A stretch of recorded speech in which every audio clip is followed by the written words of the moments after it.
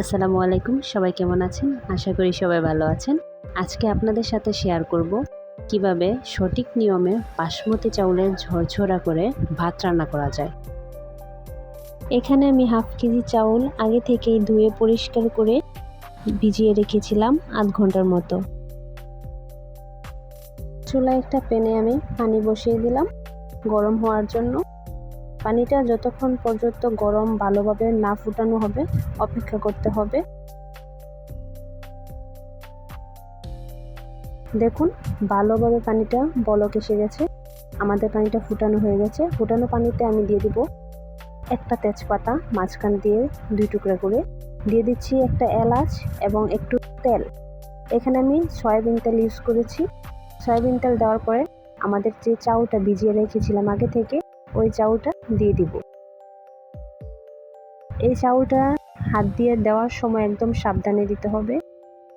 চাউলটা দেওয়া হয়ে গেছে, এখন আমি ঢাকনা দিয়ে ঢেকে দেব। 1 মিনিট পর ঢাকনাটা খুলে আমি আলতো করে একটু নাড়াচাড়া করে দেব।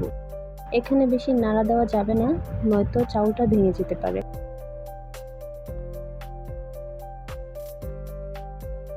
আগে থেকে গরম পানি করে রাখার কারণে ভাতটা ঝরঝরা হবে। ঠান্ডা পানি দিয়ে বাসমতি চাউলের ভাত কখনোই সুন্দর হবে না। ঢেকে দেব আবারও 5 মিনিটের মতো। 5 মিনিট পরে ঢাকনা খুলে আমি আবারও নাড়াচাড়া করে নেব।